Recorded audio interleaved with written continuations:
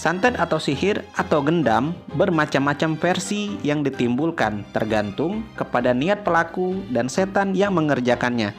Ada yang jadi gila tanpa sebab riwayat penyakit apapun, bahkan kematian yang tidak wajar. Semua itu ulah manusia jahat dan iblis laknatullah yang tertawa puas terbahak-bahak saat korbannya menderita atau meninggal dunia. Pada saat itulah turun wahyu surat Al-Falaq dan An-Nas kepada Nabi kita Muhammad SAW. Sebelum tidur, Nabi Muhammad SAW selalu membaca Mu'awwidzatain, Al-Falaq dan An-Nas. Ada yang menyebutkan trikul. Bismillahirrahmanirrahim. Sahabat seiman, apa yang ada di benak kalian jika ada boneka sebagai medianya, jarum panjang dan tajam, asap kemenyan, sekumpulan mantra-mantra, lalu foto target yang akan dicelakai? Ya, itulah santet. Santet adalah upaya seseorang untuk mencelakai orang lain dari jarak jauh dengan menggunakan ilmu hitam. Biasanya, santet sering dilakukan oleh orang yang mempunyai dendam karena sakit hati kepada orang lain. Santet dapat dilakukan sendiri maupun dengan bantuan orang lain. Lantas, apakah ada santet atau ilmu hitam di dalam Islam? Apakah Nabi kita Muhammad SAW pernah menjadi target santet atau sihir? Bagaimana cara menangkalnya?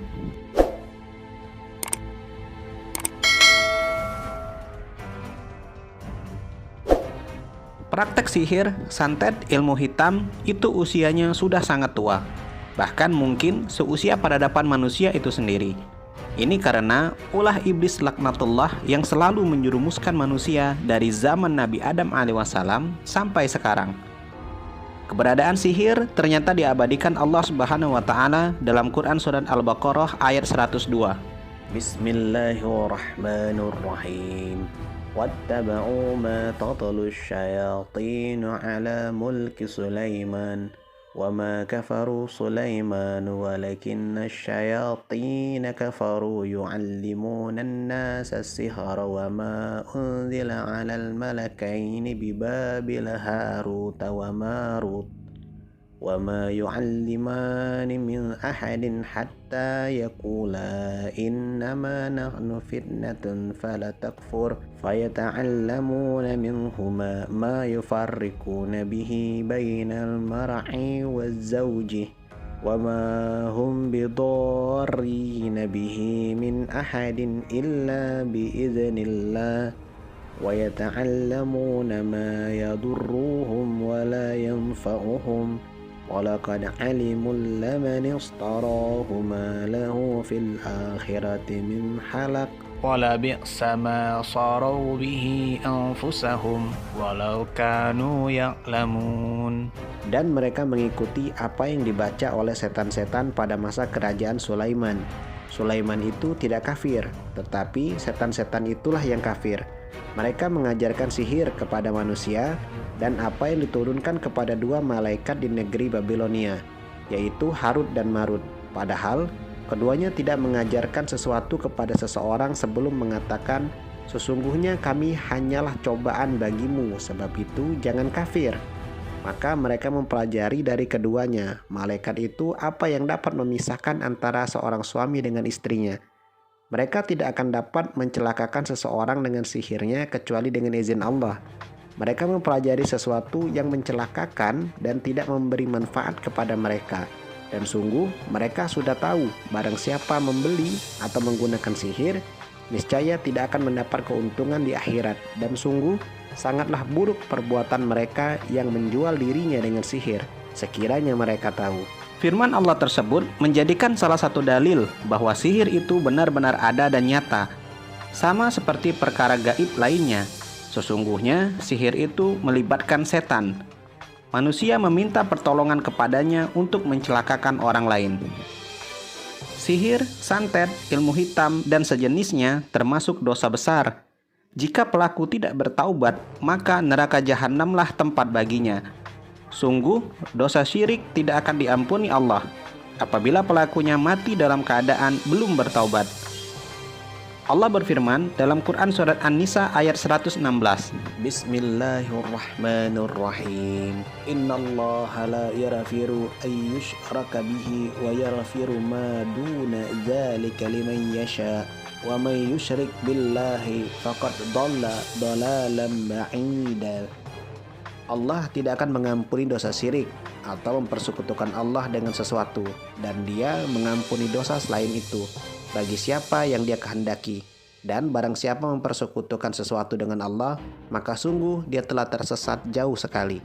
Ayat tersebut menegaskan bahwa musyrik menyekutukan Allah termasuk sihir, santet, ilmu hitam, gendam, atau yang lainnya adalah dosa besar karena menjadikan makhluk sebagai tandingan Allah Subhanahu wa taala. Nauzubillah min zalik. Meskipun zaman sudah maju, lebih canggih dari zaman dulu, dapat dilihat dari kemajuan teknologinya, baik transportasinya ataupun komunikasi, tetapi pelaku santet, dukun, ahli sihir untuk mencelakakan orang lain masih saja eksis di tanah air. Yang paling parah adalah ketika akibat santet suatu penyakit tidak dapat dideteksi oleh dunia kedokteran, seperti muntah darah, bibir yang menyot secara tiba-tiba, halusinasi yang terus-menerus, dan lain sebagainya. Setelah dicek menggunakan alat kesehatan, tidak ada tanda-tanda penyakit di dalam tubuh seseorang itu. Santet atau sihir atau gendam bermacam-macam versi yang ditimbulkan tergantung kepada niat pelaku dan setan yang mengerjakannya. Ada yang bisa membuat orang jatuh cinta yang dulunya benci kepada dia, ada yang jadi gila tanpa sebab riwayat penyakit apapun, bahkan kematian yang tidak wajar. Semua itu ulah manusia jahat dan iblis laknatullah yang tertawa puas terbahak-bahak saat korbannya menderita atau meninggal dunia.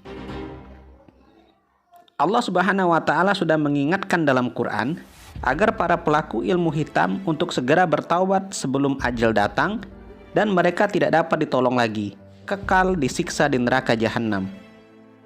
Sahabat seiman, Nabi kita Muhammad SAW pun tidak luput dari target ilmu hitam ini. Diriwayatkan Shaykhan dalam Bukhari dan Muslim, Nabi Muhammad pernah disihir oleh Labid al-Asham. Dikisahkan bahwa suatu ketika Nabi kita Baginda Muhammad SAW pernah membayangkan telah melakukan sesuatu atau berhalusinasi mendatangin istrinya satu persatu. Namun ternyata beliau tidak pernah melakukannya. Kepada Sayyidah Aisyah, Nabi Muhammad mengatakan bahwa Allah telah memberikan jawaban atas pertanyaan yang pernah beliau ajukan. Jawaban tersebut disampaikan oleh dua malaikat. Aku kedatangan dua laki-laki, salah seorang duduk di sisi kepalaku, seorang lainnya duduk di sisi kakiku, kata Nabi Muhammad SAW kepada Aisyah. Salah seorang malaikat yang berwujud laki-laki tersebut menjelaskan bahwa Nabi Muhammad tengah terkena sihir. Labid al-Asham adalah pelakunya. Kata malaikat tersebut, Labid menyihir Nabi dengan menggunakan sisir dan rambut sang Nabi, serta kulit mayang kurma jantan. Sihir Labid ditempatkan di bawah batu di dalam sumur Zarwan. Keesokan harinya, Nabi Muhammad memerintahkan Ammar bin Yasir dan beberapa sahabatnya untuk mendatangi sumur Zarwan. Mereka mendapati bahwa air dalam sumur Zarwan berwarna merah kecoklatan, seperti air perasan dari daun pacar atau inai. Sementara kepala mayangnya seperti kepala setan. Satu riwayat menyebutkan bahwa gulungan sihir tersebut dibiarkan di dalam sumur. Nabi Muhammad tidak meminta untuk mengangkatnya karena Allah telah menyembuhkannya. Beliau, Nabi kita Muhammad SAW, juga tidak suka menyebarkan aib atau keburukan orang lain. Nabi kemudian meminta agar sumur Zarwan ditutup. Sementara riwayat lain menyebutkan bahwa gulungan sihir tersebut diangkat dari dalam sumur. Setelahnya dibakar. Buhul tersebut memperlihatkan tali dengan 11 simpul yang susah untuk dibuka. Pada saat itulah turun wahyu surat Al-Falaq dan An-Nas kepada Nabi kita Muhammad SAW. Bismillahirrahmanirrahim. Qul a'udzu birabbil falaq min syarri ma khalaq wa min syarril ghasikin idza waqab wa min syarrin naffasati fil 'uqad wa min syarril hasidin iza hasad. Katakanlah, aku berlindung kepada Tuhan yang menguasai subuh, dari kejahatan makhluk yang Ia ciptakan, dan dari kejahatan malam apabila telah gelap gulita, dan dari kejahatan perempuan-perempuan penyihir yang meniup pada buhul-buhul talinya, dan dari kejahatan orang yang dengki apabila dia dengki. Bismillahirrahmanirrahim. Qul a'udzu birabbin nas, malikin nas, ilahin nas, min syarril waswasil khannas, allazi waswisu fi sudurin nas, minal jinnati wan nas.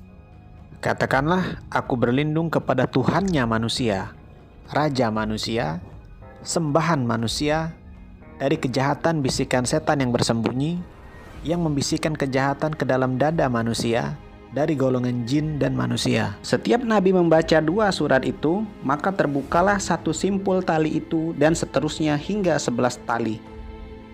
Said Ramadan Al-Buhti dalam The Great Episodes of Muhammad SAW mengatakan bahwa sihir yang menimpa Nabi hanya berpengaruh pada jasad bagian luarnya saja. Artinya, sihir tersebut tidak sampai menyerang hati, akal, apalagi keimanannya.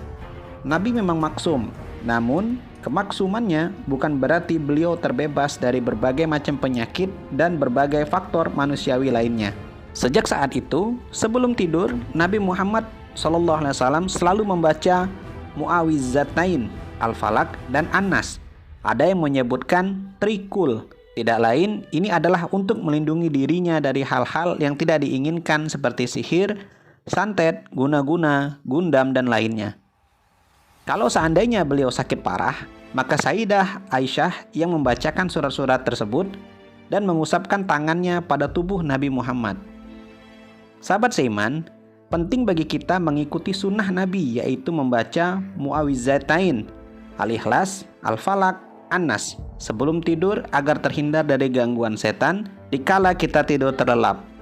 Karena sungguh di tengah pembaringan tertidur ada malaikat-malaikat Allah yang akan menjaga kita dari gangguan iblis laknatullah. Selain itu, juga penting bagi kita agar selalu menjaga silaturahmi, menghormati sesama, menghargai adat, budaya, serta menjaga sopan santun agar tidak menimbulkan gesekan perselisihan. Karena biasanya pengguna ilmu hitam mendapat bisikan setan saat orang tersebut merasa sakit hati atau benci kepada seseorang agar menggunakan cara laknat ini untuk menyakiti seseorang. Sahabat seiman, mari kita terus beristighfar, memohon ampun pada Allah agar dilindungi dari segala bentuk kejahatan, baik yang tampak maupun yang gaib. Amin Allahumma amin.